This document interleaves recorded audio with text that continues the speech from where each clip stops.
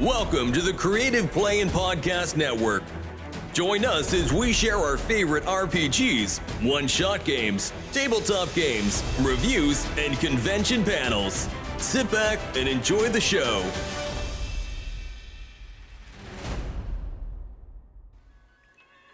Hi, this is Kelly, aka Trixie from Ragnarok and Roll, assigned to Ragnarok Story, and Tilda Wimblewick from D&D Journey of the 5th Edition. First off, I would just like to say thank you to everyone for listening to our varied adventures, as well as for rating us on iTunes and RPGpodcast.com. If you haven't rated us yet, we would greatly appreciate it if you could.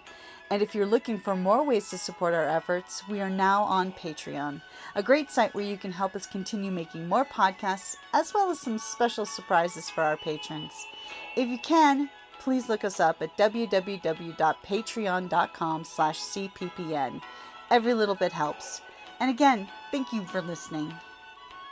Okay, this is Monsters as Heroes. Why don't we go through and introduce ourselves? Sure. So my name is Jason Laporte. I am a publisher and an independent film producer, and been doing pop culture things my entire adult life. Yeah. I am Mona Ventress. I write spicy books with monsters as the point of interest, and I have been in love with monsters ever since Beauty and the Beast.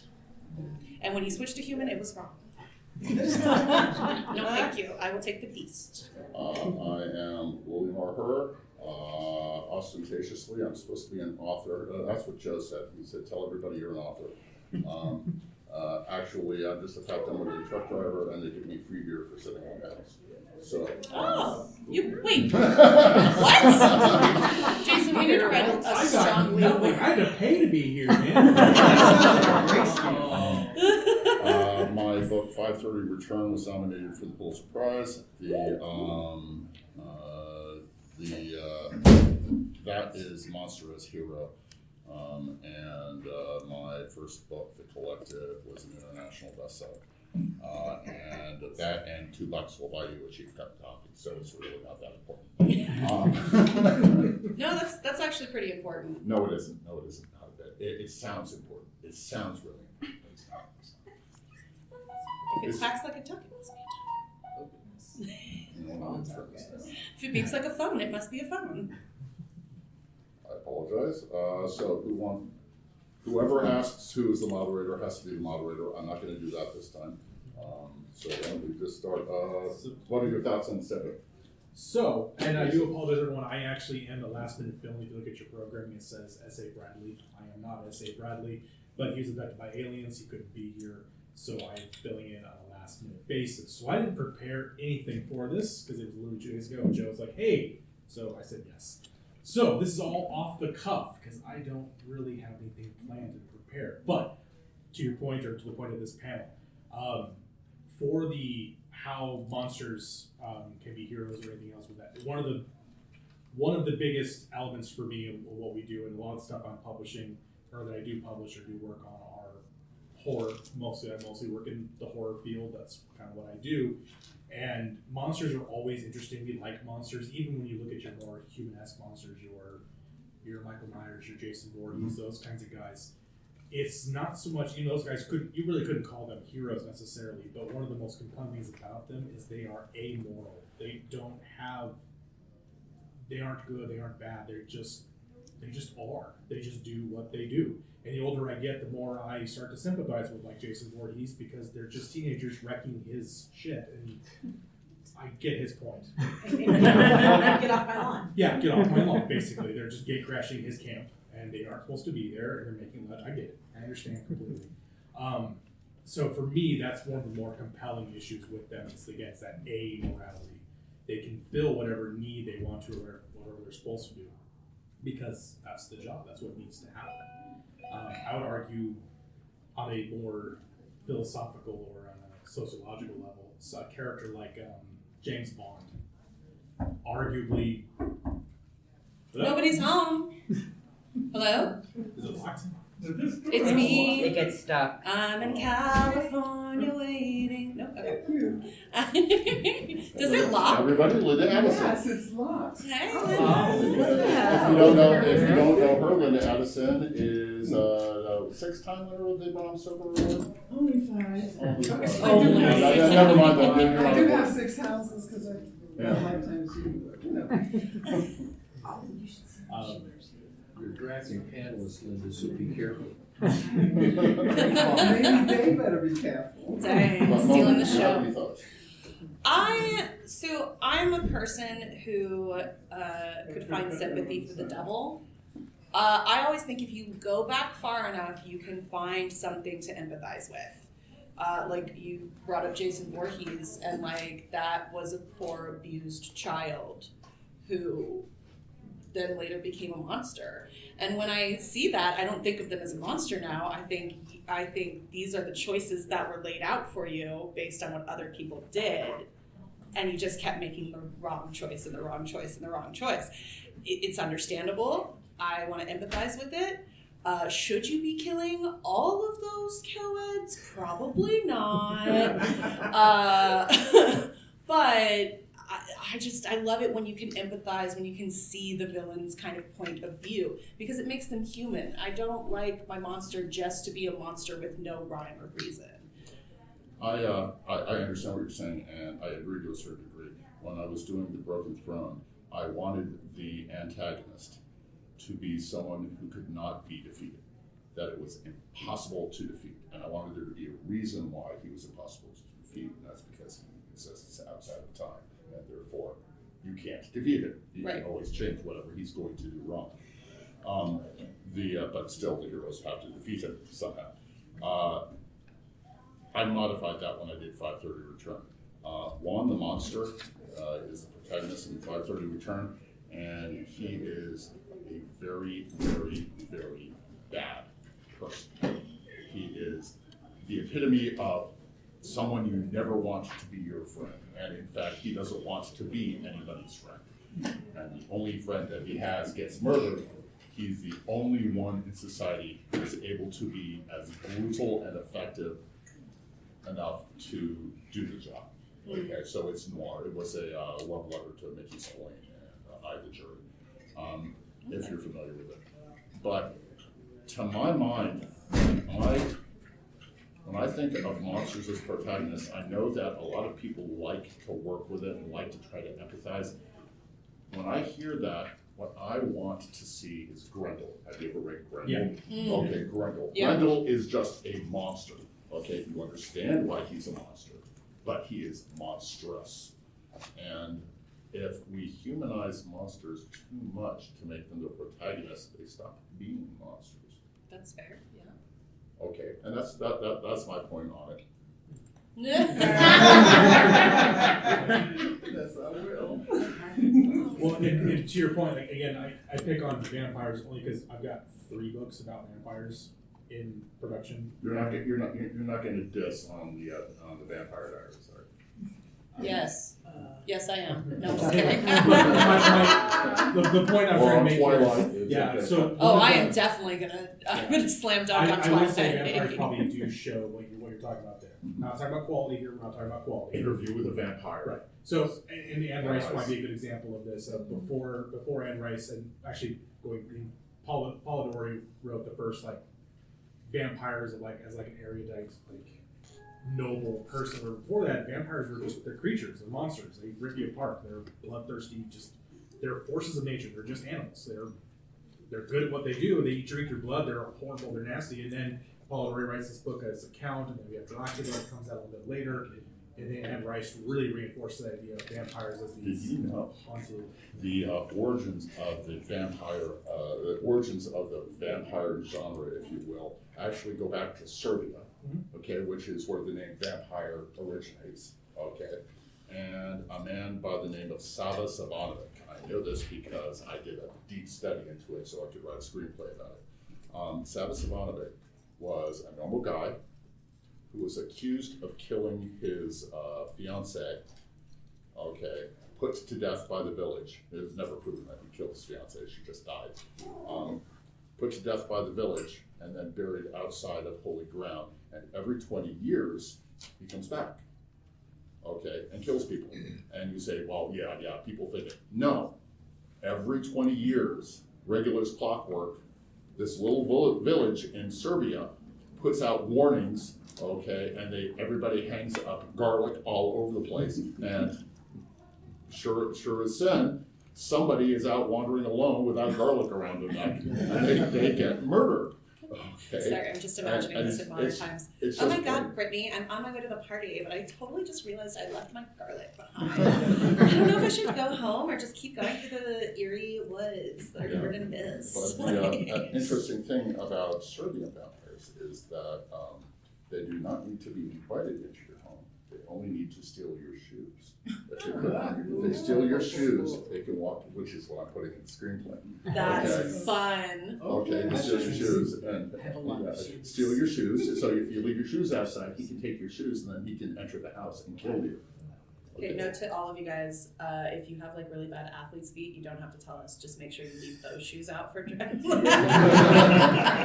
So wouldn't this guy be in Japan? Oh, because you leave your shoes outside? Sava Savanovic? No, actually. No. I mean, would the vampires be all hanging out in Japan? Because Well, technically, no, they don't actually. So in Asia, they have a entryway where they leave their shoes. They don't leave them actually outside most of the time. It's inside an entryway. Eastern Europe, that was quite often, it still is quite often a tradition that you leave your shoes outside and walk in. For me, living in the desert my whole life, you don't leave your shoes anywhere. You hang them upside down so shit doesn't fall on your shoes. That's also the origin of the coins on Christmas, because St. Nicholas would leave coins in the shoes of children instead of giving the coins to the parents. He'd put the coins into the children who really needed the money, and into their shoes, and they'd wake up in the morning, actually December 6th, which is the feast of St. Nicholas, and they would find gold coins in their shoes, and they would be able to buy food and things like that, or toys, or kids don't make really great economists. Wow, poverty looks great.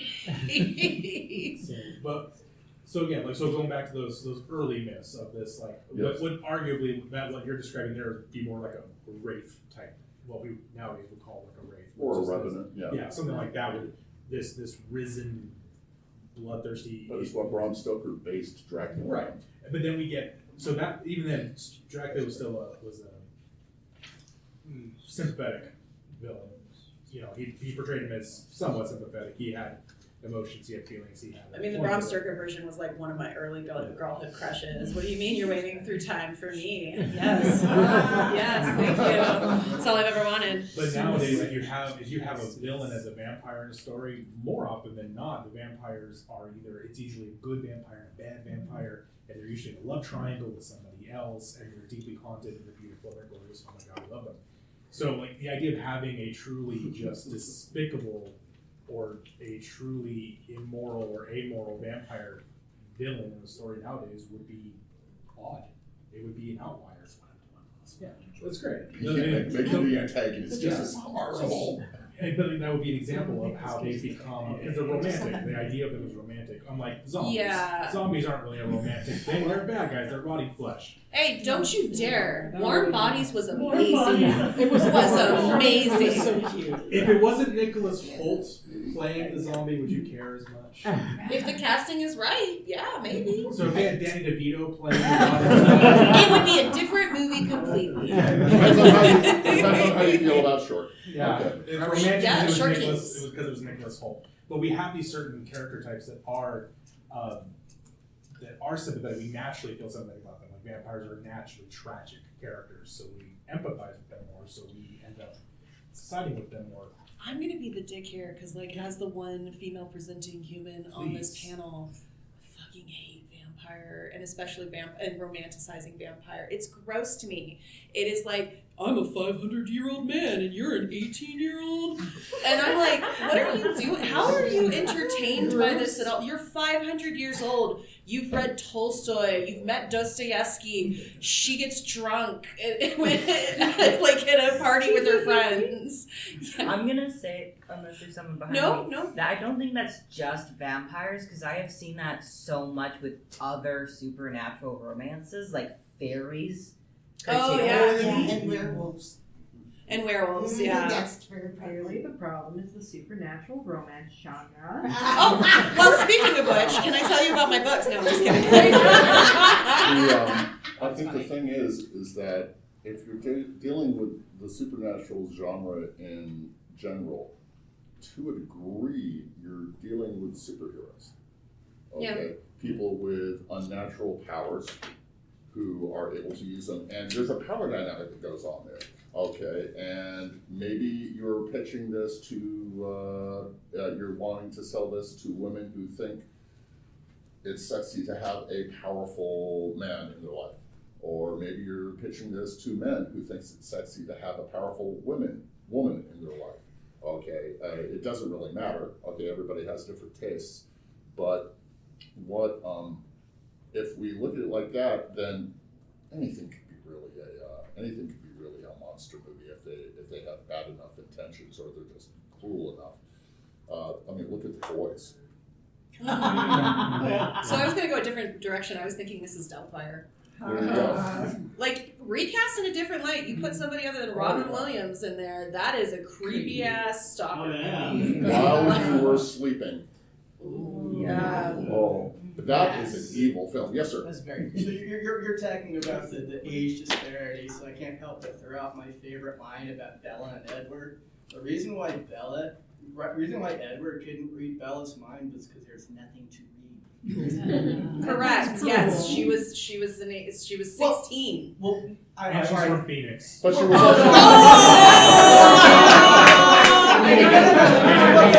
the point I wanted to make about Wasn't she in her that. senior year?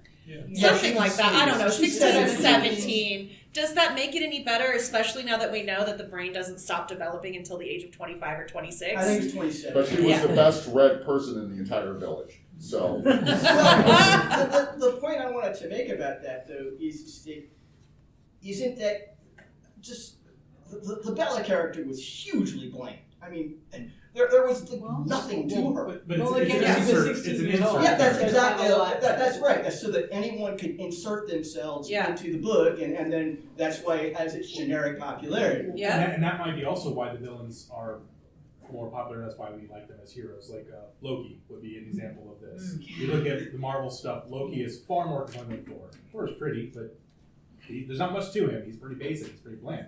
Loki is complex. He's interested, and now he's gone from a villain to a So full-blown not the Doom Patrol. protagonist. And that's why, even going back to the mythology behind it, Loki was always a really popular. Thor was a very barely acknowledged character in mythology because he was milquetoast. He was boring. He's not interesting. Loki was. Until he's Walter played by was. Chris Hemsworth. Yeah, exactly. So just because he's pretty. So And hilarious. He doesn't have to be smart if he looks that good. He can just stand there and breathe, and I'll be entertained for But hours. even- that was part of the joke in the original movie. Yeah. And that's the best part again. Like Greek culture, yeah, same. You guys read like old Greek poetry, like the Iliad and all those. The heroes are bland as hell. They're boring. Yeah. They're dull. Yeah, But the bad guys, it's the a way gods, better. are fascinating and these full-fledged. Because you're not inserting yourself. You know, if you're reading this epic poetry about Homer, you are Odysseus, you are Perseus, you want to be that self-insert. But that's all the Iliad was, guys. It was just fan fiction that Homer wrote. It's really all it was. I would counter with Oedipus Rex. Yeah. Oedipus Rex. Oedipus is the monster. Sorry, Oh, what? absolutely. The t-shirt of the century, slapstick will never die, is always a place for low-key humor. But Slapstick I'm over trying to think of a notable without quoting myself because that's kind of like mental masturbation. Here's some examples of reasons why I even like amoral monsters, Yes, like ma'am. the ones, the inhuman ones. I cannot blame them 9 times out of 10, right? Like if it's a pack of velociraptors eating a human, I'm like, yeah, they gotta eat. That sucks. Even if it was me, Plus my humans dying are breath would be trash. like, don't kill them. It's just how nature made them. And I still find empathy in that, right? Like I'm not gonna blame a great white for snacking on a surfer. Palpatine was right. Palpatine was justified from his point of view and from the needs of the government to do what he did. He was brutal and he was ineffective, but he was going in the right direction. And if you read the lore, you can't help but notice that. Right, because there was a more imminent threat coming from outside, right? And he knew about it. But see, the problem with Palpatine and why we can analyze him and truly turn him villainous is he didn't trust anybody with that information. He power hoarded to try, and because he decided he was the best one to handle that situation. That's his mistake. He's using it as a mechanism to seize more power. Correct. And plus, he relied on idiots. But that's part of the Sith. That's how they were. They did not trust anyone. That's why there was only 2 Siths all the time. That's why he was destined to fail. Like right, that's exactly. why. That's like, why the exactly. Sith always failed all the time. You know. Exactly.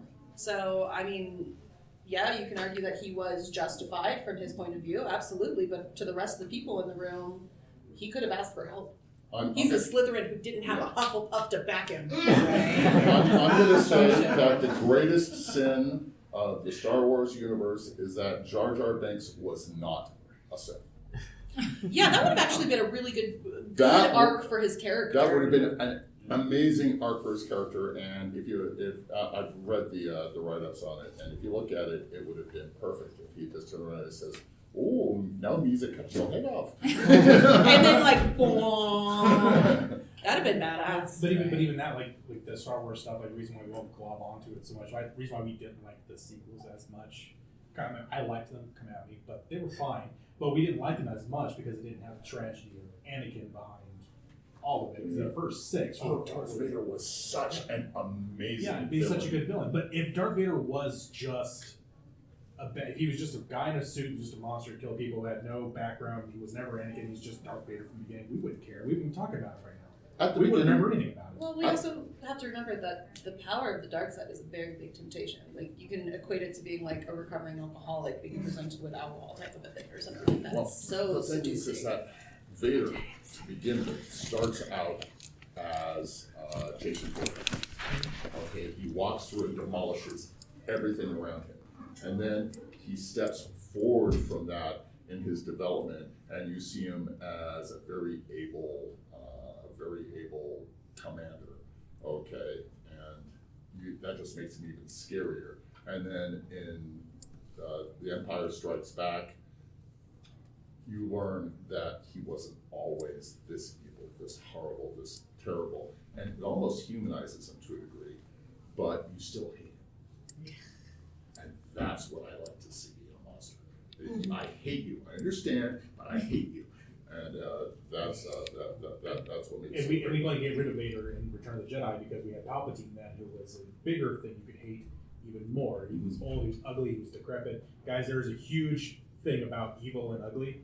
It's a big thing. Yes. It's hard to find pretty and pretty and evil. It's you can't hate it too much. So they have to be ugly if you really want them to hate it. So if you guys ever look at characters in anything you're reading, if they're seeing, if they're ugly, you're meant to hate them. I'm going to pause you right there. Count Frollo from The Hunchback of Notre Dame. So many women thirsted after that man. It's disturbing. It could just because it was Tony Jay's voice. I think it was a combination. When they wrote Hunchback of Notre Dame, they actually talk about how they switched the types of songs that they do. Like, normally the hero gets an I want song or an I need song, and the villain gets, and they switched them. Mm-hmm. So he got the I need, I want song. And that's what makes it more dark, right? Because, I think we've all somehow in our brains been secretly obsessed with someone and want them more than anything in our lives. And he was in a position of power where no didn't matter to him anymore because he was justified in wanting this thing. And if he couldn't get it, he was going to kill it.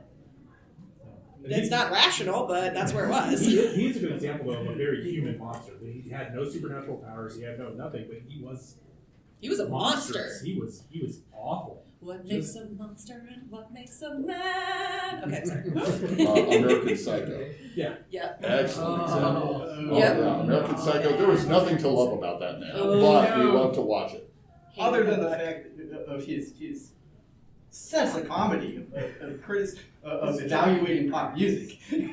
Well, so I was a social worker for years and years. I ran group homes for adults with severe mental illness, and I had a couple of psychopaths in my programs a couple times. And contrary to popular belief, psychopaths are not dangerous people. They aren't. They really aren't.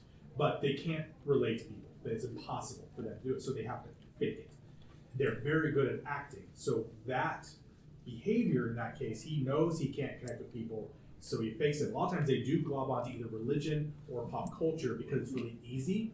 There's established rules, there's established order. You know what you're supposed to do, and you can reference something when someone's like, oh, I love going to church. You're like, oh, I know quotes from Ezekiel, I got this. Or pop culture stuff like, oh, I can, like Huey Lewis in the 80s, that was, you were never going to run out of stuff to talk about if you talk about Huey Lewis in the 80s. So it was that mask, and he probably knew it better than the band did. Yes, ma'am.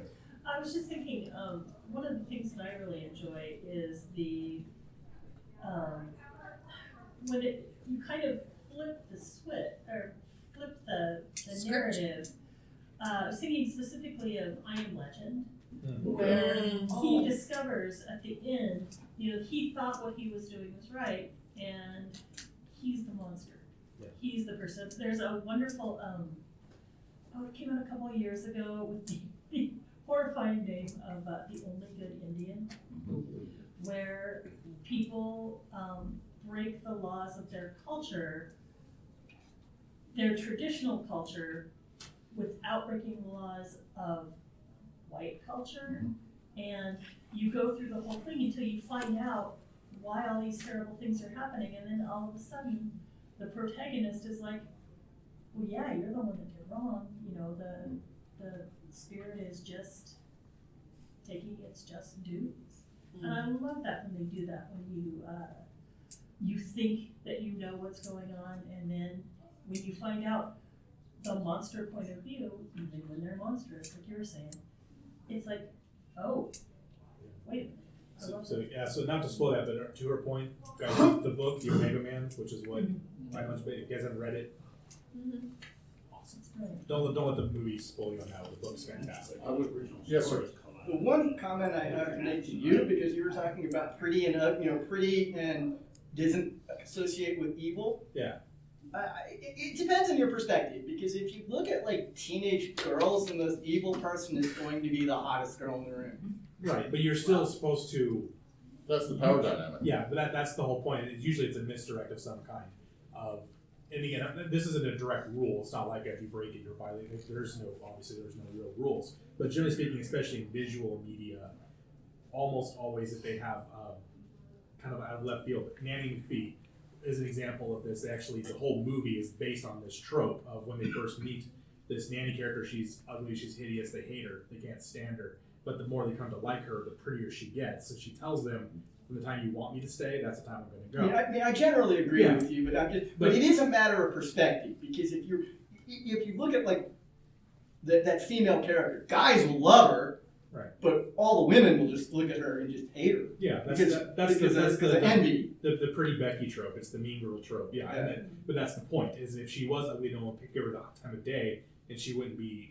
Okay, there would be no. There'd be no character. Right. I love that these men are having conversations about teenage women and what they are and how they act. And do you have anything to add? No, not at all. You guys are clearly the experts about teenage women. I'll have a conversation with you about this. I'd be happy to have a conversation with you about this. Yeah. So we're friends. Yeah. He just does this to me. I do. I like to put him on the spot. It's my fault. One I'd like to throw in there, and it can be hard to typify, but have any of you ever seen Lathe of Time? No. It's possible. The scariest damn movie you're ever going to see. It will screw you up for life. Okay, a man is overdoing his medications, and he is brought into a psychologist to deal with it, and the psychologist finds out he's taking medications to stop himself from dreaming, because every time he has a dream, it comes true. I've read the novel. I've not seen the movie. Lathe of Heaven? That's the Gwyn. Huh? Yeah, Ursula Le Guin. Yeah, Yeah. I read the book. Light of Heaven. I'm sorry. Yeah, I'm sorry. You're right. Wow, the spout came for you. Yeah. No, Hey, it's not my fault. I'm just a truck driver. They're giving me beer. It's been nominated for a Pulitzer. So I like to look at the kind of villainous people that I can like. Once I understand their motivations, I can get behind them. So, for example, Tyler Durden and wanting to erase all credit history and all the credit places at the end. This guy was not a great guy. He was definitely amoral. He was like, he was in Fight Club and everything like that. And but he did wipe out credit in that alternate universe. And I'm not gonna lie, I wouldn't mind living there. Right. I have a problem. Well, let's take, for example, Wicked. Okay. Excellent stage production. However, if you're looking at Wicked as you're following the Wicked Witch of the West, okay, she's not really the Wicked Witch of the West anymore. Instead, Glenda is the Wicked Witch of the North. Okay. She had pretty privilege. Yeah, she's the mean girl, the mean girl sister. And Glenda is the one who's green and everybody dislikes, so she's just going to go ahead and use that power. I don't feel like she's the villain in that case.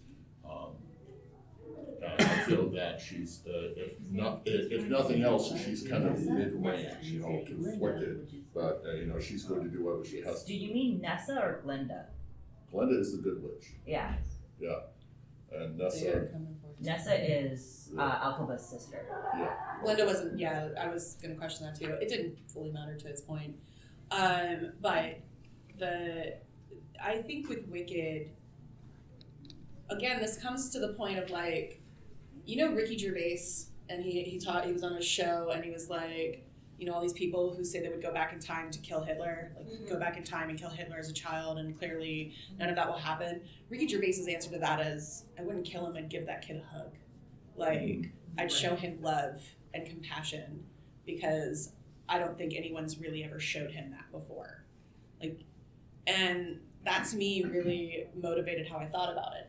And this is the thing, people are nuanced, right? You can be a victim of something and still come out an asshole in the end, right? Like, we can empathize with your victimhood and still be able to call you out when you're being a dickhole, for lack of a better word. And like, that's the part of the monsters that I really like. I like the stories where people can talk the monsters down before they hit the end everything button, before they do whatever monstrous thing they're gonna do. Because that, to me, like, if we're writing about monsters, we're really just writing about people, like, on the inside, just people who like put themselves in a really angry position and lash out, or people who want to hurt other people just because they were hurt in life. I'm gonna refer again to Grendel, which I think is the penultimate monster as protagonist, because Grendel is a monster. He has monstrous urges and that he wants to destroy. And Beowulf is the villain in that story who comes in doing the good thing. But Grendel is... Yeah, those people were squatting in Grendel's land. They could have just moved. Yeah, and Grendel just rips people to pieces, and then in the end, spoiler, when he gets killed by Beowulf, he's like, I'm so surprised, somebody actually killed me. I really enjoyed that, but that's all I have to say. I'm trying to back up. Yes, ma'am. I'm Everybody, Linda Addison. I'm gonna slap it. Slap the beer out of your cup later. I love everything that everyone's been saying. I find myself, I was thinking of what attracts me in some ways when I'm writing in this realm of monsters is the idea of a monster being driven like a raptor by whatever. Primitive instinct. Right, by instinct. Like, in many ways, we all are monsters because we have instinct that we have to intellectually overcome. Because somebody does something, you just want to fucking kill them. But then you're like, that's not cool. You don't want to go to prison. But, that's what I find interesting to untangle. Like, I was in a convention where someone said, no one can write a story about a zombie and make you care about the zombie. And I was like, oh, okay. So then, because this is how my brain, right, I love to be challenged. So I wrote a story about a zombie that was in love with this male zombie, in love with this male human who's not a zombie. But we were talking about that in the movie.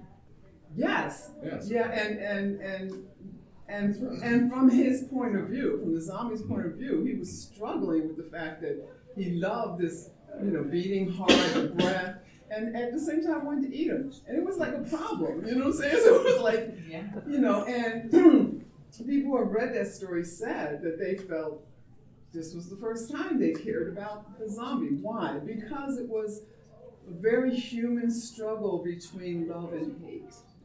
In The Ghost in the Darkness. That's a good movie. Yeah. Ghost in the Darkness. You don't necessarily care about the lion. It was a lion, right? It was two lions. Two lions. Thank you. Thank you. I get my stuff mixed up. You don't necessarily care about the lion, but you understand the lion. Okay, the lion is doing what lions do, and he's just really good at it. And the protagonist, I can't remember. Honestly, I was rooting for the lion. Just in terms of like, I was just rooting for the lion to eat the two white guys and leave everybody else alone, really, because what? They were female lions too, if that makes any No, difference. they were maneless male lions. Were they That maneless. I think Massa or something. It's an actual story. It is, yeah. They're in a museum. They're in the British. Yes, and their pelts are horrible because I guess for a while they were using them as floor rugs until they put them. Yes. Sorry. We weren't nice to them. One of the few things I actually read about Humans were trash to animals? What? But I mean, like in The Ghost of the Darkness, I was like, humans come in and encroach on their territory and take up resources that they need. Of course, they're going to lash out. And you know what? I'm okay with that. It seems really cold and callous, but I'm like, well. And again, the Man-Eaters of Savo, that was the real story that the guy wrote. By the way, guys, it's free. It's online. You can find it anywhere. It's really fascinating. The Lions should have won. They were smarter. They were better. They should have won. The reason why they didn't. Stealthy. Yeah, the reason why they didn't win is because we just kept throwing more and more resources at them until we eventually wore them down. So again, they are monsters in our perspective. They aren't. What we need is a story about the Great Emu War. Yes. Yes. Where the monsters win. Okay. Yeah, and the emus won. Yeah. They won both the wars. Yes. I think only 2 birds were killed in Yeah, the entire. that's because the emu's feathers. They needed much higher caliber bullets to kill them, and the bullets were just bouncing off of them. This was World War I era, so Yeah. good. If you guys want, you should look it up. If you don't know about it, there's extra history at YouTube. They do an entire series on it. There's a really good episode about history. No, but that's Yeah. really good article. Man from Snowy River. Yeah. Oh, I don't remember that one. Never saw Man from Snowy River? I mean, it's a classic romance, man-woman romance, but it's amazing. And the monster is the mob, or what they call the mob, which is a pack of wild horses. And the man from Snowy River is this underprivileged guy with nothing who falls in love with the rich man's daughter, and the only way he's ever going to be able to get her is to capture the mob. Okay, but the mob is led by a brilliant stallion. And very well worth it. You understand the mob, but you really want the mob to get away to just, because that's what they do, they run. They can run anywhere, and the men can't. So. Well, we also have the inverse of all this too, because we're talking a lot is related to like human stuff. We also have these monsters that are more cosmic, things that like H. Lovecraft talked about. They were so beyond human comprehension that you're incapable of applying a methodology to them. And one of my favorites of this is the Mothman prophecies. Oh yeah. And the Mothman is ostensibly the bad guy of the movie. He doesn't do anything to anybody. No. Ever. He doesn't directly do anything to anybody. He just tells them what's going to happen. In the real world, when someone a person's like, this is what's going to happen, go take care of it, people will be like, oh, thank you so much. I appreciate that. That's all he does. And now we talk about the Mothman. Well, fuck us. Like, he just tried to help. He was right. I mean, granted, now they hints that his actual methods were probably not nefarious or whatever, but blah, blah, blah. Actions is, just look at his actions. He didn't do a damn thing wrong. Justice for Mothman. He didn't. That's right. He was a hero. He just was really bad at it. Cthulhu just wants a hug. Yeah. Xenomorph, the Alien quadrilogy, is my favorite of all horror of all time. And each different version of them shows man as villainous in a different way, right? Like, the Xenomorph is just a Xenomorph, you go Xenomorph, right? But, like, in the first one, it's the captain deciding to override his chief science officer's 24-hour quarantine, letting him on the ship. So for whatever, he just, in his mind, he was justified. He wanted to save the life of his crewmen, but at the same time, he had a choice. He had the power to not do that. And I get that it was also the android who actually let him in, but that's...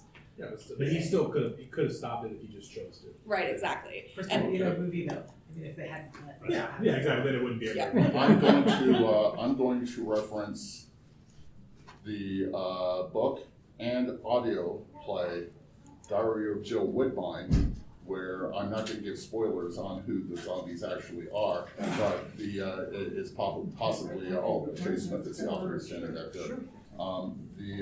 There's no maximum option. The monsters are zombies, but they have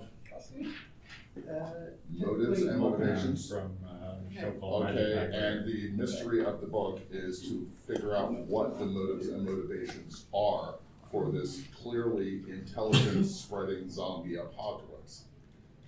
And it's possibly the most unique zombie book I've ever read, and I haven't read many, but it was very unique and absolutely floored my wife because she hates the zombie books, but she was absolutely floored by it. Thought it was the greatest thing since sliced bread. So there you go, Jay.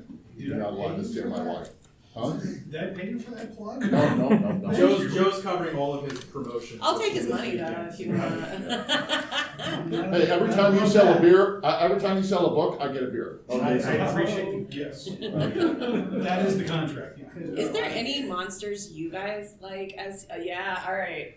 I was gonna say, I think the perspective of what we perceive as monsters is an advanced, intelligent race. Like, 2 examples would be Babylon 5, the 2 very intelligent races, and just show, it shows just how humans will turn against each other. They'll try to manipulate and get into the good, knowing that these 2 species, and I'm talking about the Vorlog, and I'm talking about the Shadows. Yep. And it just really shows your perspective. Who's really the bad villain in it? Is it the humans that are willing to do anything against their own species? Or is it these species that know that they're manipulating the humans? So that's an interesting perspective there. Another one is Extraterrestrial, the Vicious Brother movie. That one I'm not familiar with. Okay, basically it's the tall race. And what the perspective is they have their ship is down, and a human shoots them. So who's evil? The human shooting them?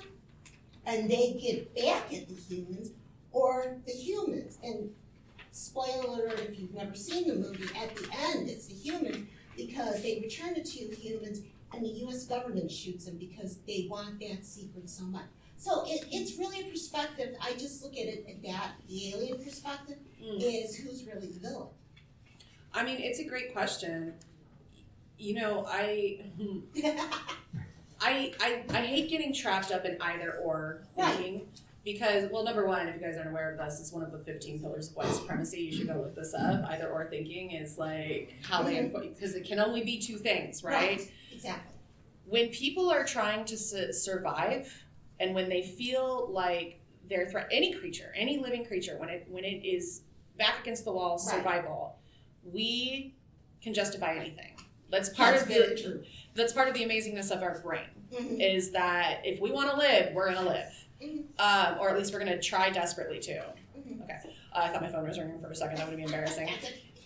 I posit that for all of these things, for Alien, for the human who shoots them, for all of them, they're both good and bad, right? Like, it's not a great idea if you're an alien and your ship is dying to necessarily, like, let yourself die. Mm-hmm.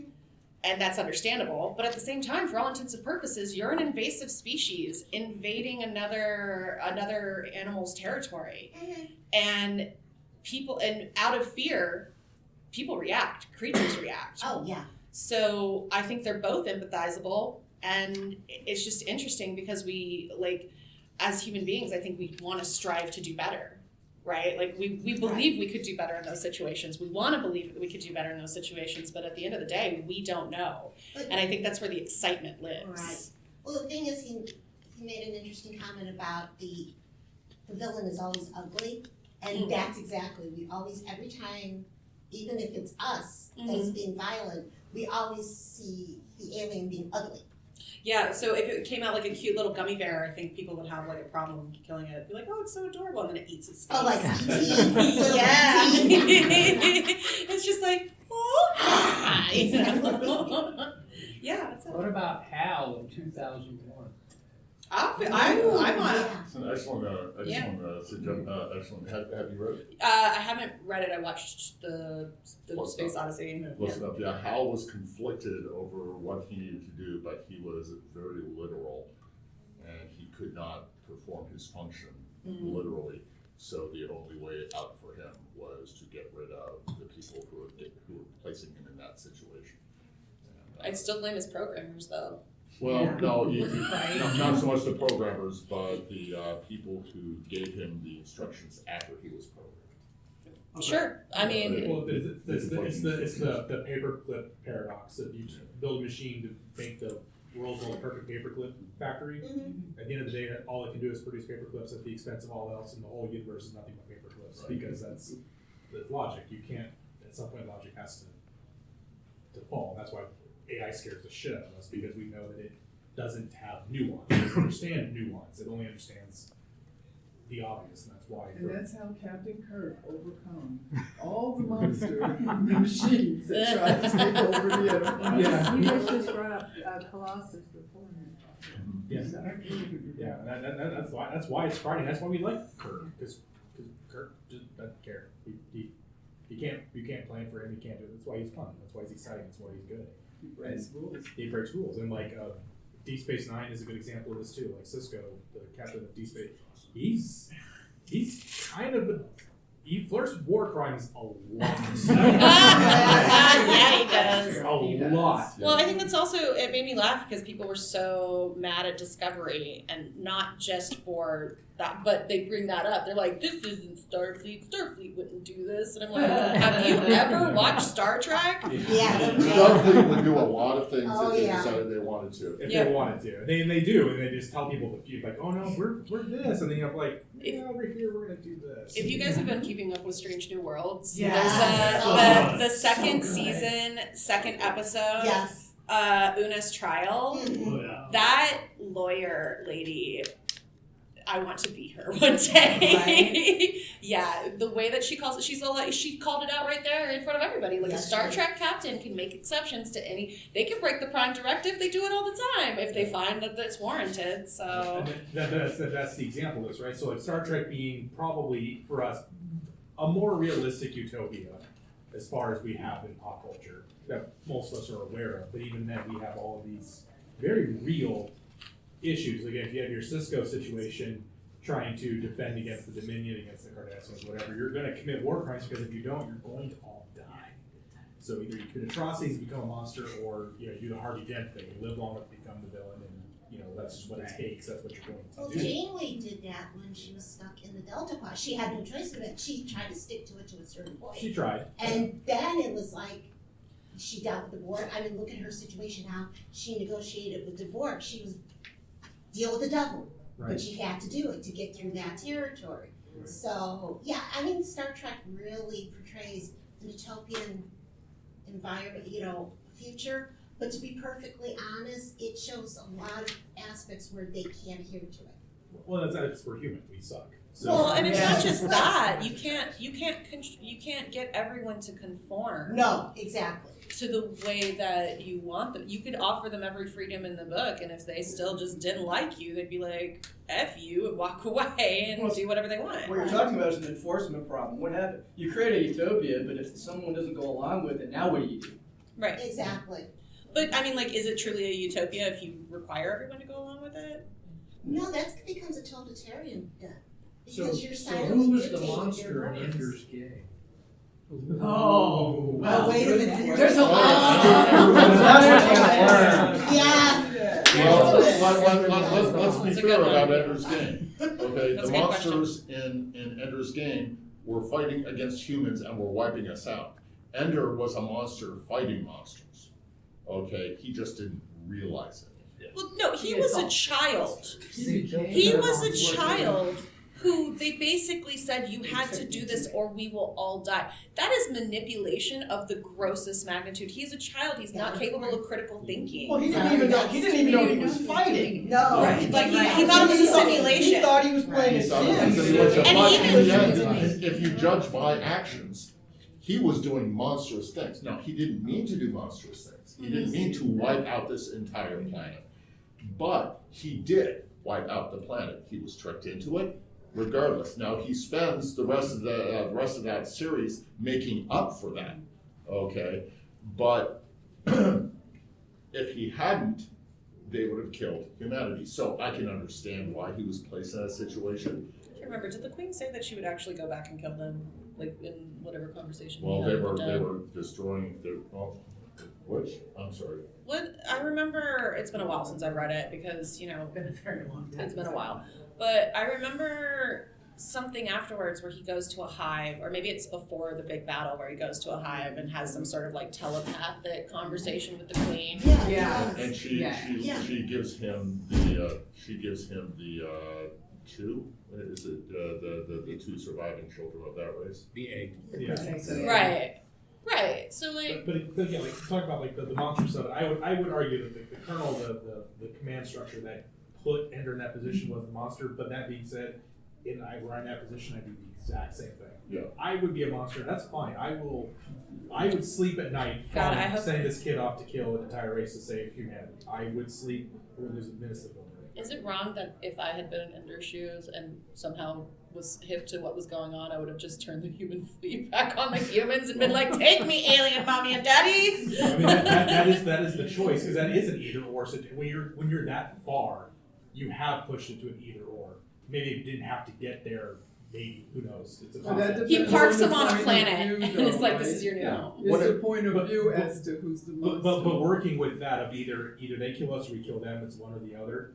I'm going to choose me. I'm going to choose us. So I would make that call. I would weaponize this kid. I would take that on. The question, and it's a moral question, is how far are you willing to go and what is worth what? For instance, say a 6-year-old, heavily abused, terribly psychologically traumatized, has an assault weapon, walks in and starts shooting people. Okay, and you've got a gun. Are you going to shoot him to stop him? Or are you going to try I would to? not. Yeah, well, and that would be the question. Would you, to stop people from being killed, shoot a 6-year-old kid who doesn't Well, I mean, like, deserve this it, but is you don't becoming know? the train and the trolley problem, you know? Yeah. But that is what we're coming down to. It's like that's the whole. Then you become the monster. But I would become the monster if it came down to that. Sure, but there were so many steps along the way before that kid got a hold of that gun. But you're not present. You for that. weren't You have no present for control that. over that. Sure, I understand. I'm just saying, like, they're. Well, an even simpler one. Okay, like one of my favorite examples of this is the creature from the Black Lagoon. Mm-hmm. Okay, classic monster story, which we got one of, which was really bizarre, but classic story. Oh, that's because the costume was so expensive. Yeah. But, so you have this example, and he was, from our perspective, he's a monster. He was trailing this. He just wanted to grab that ass. Like that's. I watched this movie real young, and at the time I could be like, "Oh, these two guys are gay for each other," and this swamp creature knows what's up, and he's trying to hook them up. That's why he's stealing these women. So he's a monster. Yes, he is hurting people. He's killing people. His intention isn't to do that. He's just, he likes what he sees. Whatever. Like, So his actions are monstrous. Whatever. He just wants to make fish babies. Okay, it's a need to reproduce. So again, it's not a perfect example. That's the point, right? He is a monster. He's doing monstrous things. Now, is he trying to harm anybody? No, that's not his intention. That's not what he's trying to do. That's just what he's doing. Frankenstein's another example of this. He killed that little girl. He didn't mean to. He just did. He doesn't understand what he's doing. He's blameless. But we still blame him. We're going after him pitchforks, and he's the monster and all this crap. He's not. Actually, Frankenstein can be argued that the actual monster is Victor, because Victor Yes, created of him. course. And then abandon him. Yes. And abandon him. Exactly. He's the monster. Yes. Yeah. Well, so the issue that you're pointing out here is it the intent or is it the outcome? I personally have always felt that intention. I don't think it has to be either or. I think you have to weigh all of it, and it's really hard and it's really nuanced. So it's a sliding scale. It is a sliding. No, I like that. I like that. It is about that. Like if I don't, like I got a kitten, and if I accidentally, oh my god, I don't even want to think about it. I'm taking it back. No. If I accidentally killed somebody else's kitten, I would feel horrible, and I would try to make amends. But that doesn't take back the fact that that kitten is dead, and there's no.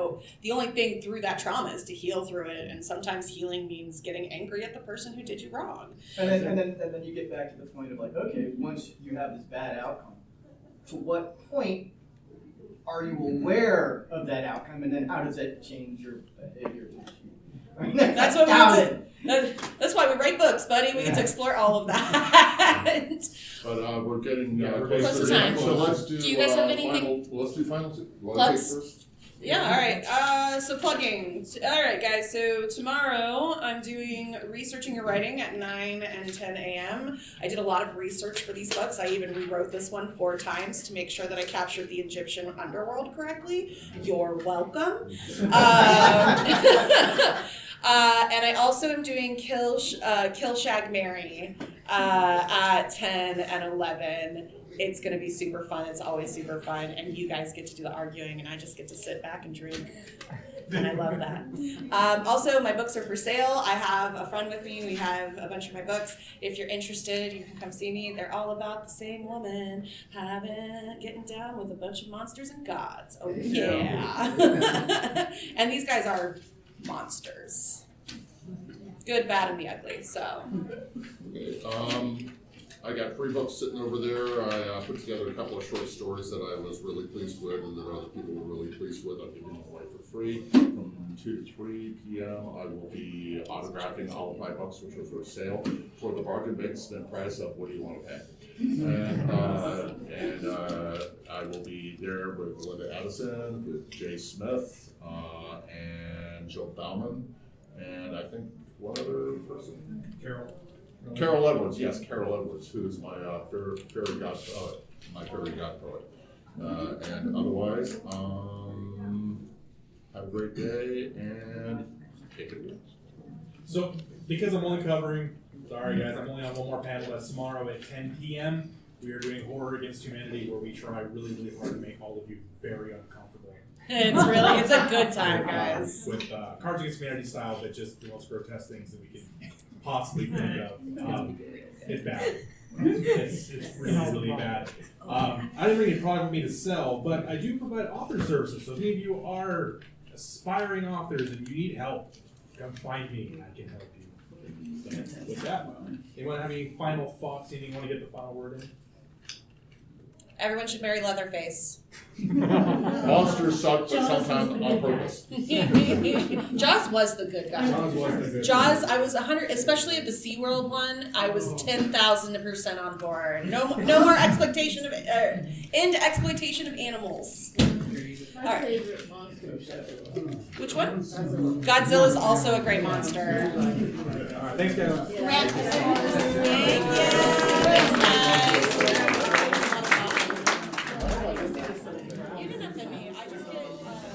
Thank you for listening to the Creative Play-In Podcast Network.